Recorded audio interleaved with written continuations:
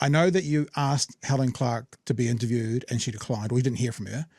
I'm wanting to know if any of her peers, those people who are fighting and pushing back against it, you've kind of got word of what they think about it. But I'm going to ask you that next. But here's an example of the kinds of things that Helen Clark, remember Māori were Labour loyal for such a long time, said during the period leading up to the Foreshore and Seabed legislation. Sykes, the haters and wreckers, the people who destroy Waitangi every year, now wanting to do a Waitangi in every town in New Zealand on the way to Wellington, where they'll do a Waitangi on the front steps of Parliament. Is this not what New Zealand has got absolutely sick and tired of?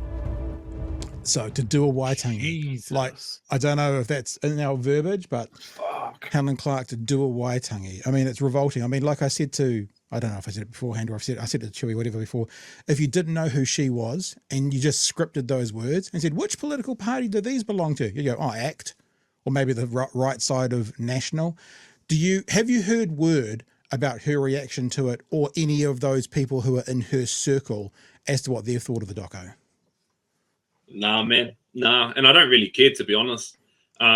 It's never been about them. Actually, to be honest with you, at the beginning it was. I was trying to get Helen Clark on board this doco because I thought that would validate the documentary. I thought that it would give it some sort of credit if Helen Clark was featured on it. And then I got a wake-up call by my editor, who happens to be Pākehā. She said to me, bro, Fata, come on, like, the other side of the story has been told so many times.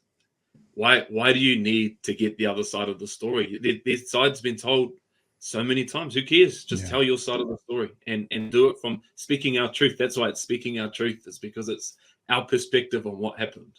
And you put Māori MPs to task with why they made certain decisions, but we're not worrying about the other side of the story.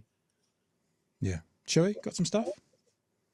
Yeah, look, I think the timing of this is impeccable.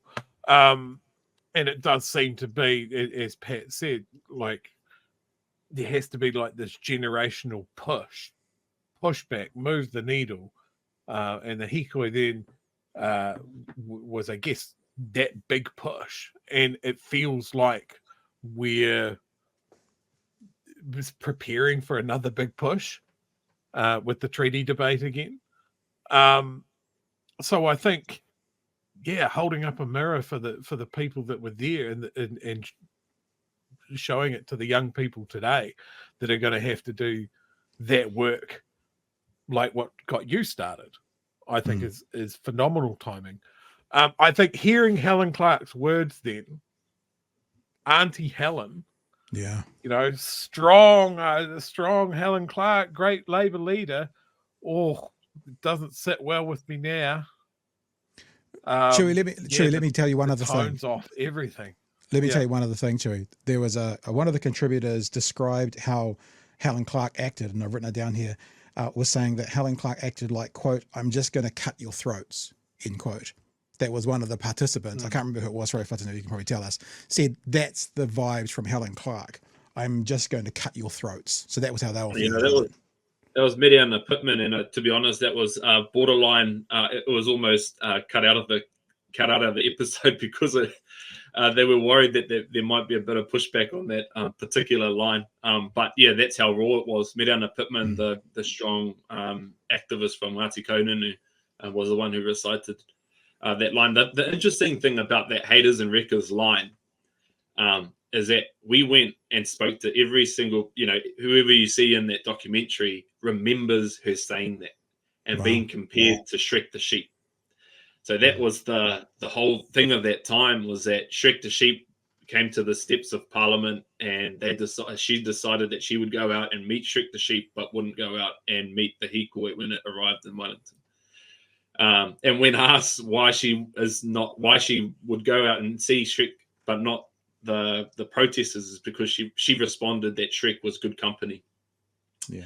So there's lines of that, and it's so vivid in the memory of all the speakers and all the people who participated in the documentary.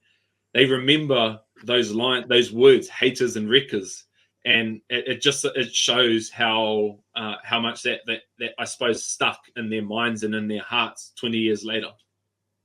It's that adage, we get taught as kids of sticks and stones will break my bones, but words will never hurt me. It's bullshit. It's the wrong way around.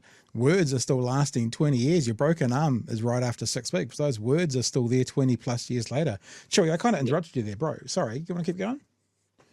I've just seen a chat that kind of sort of goes to the point that I was making as well. This is just one thing out of Helen Clark's turn at the wheel.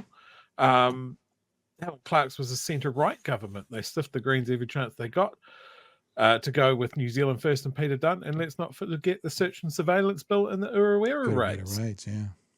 So I mean, it's funny how if you TVNZ saying that they don't do historical documentaries, right? That seems bananas to me.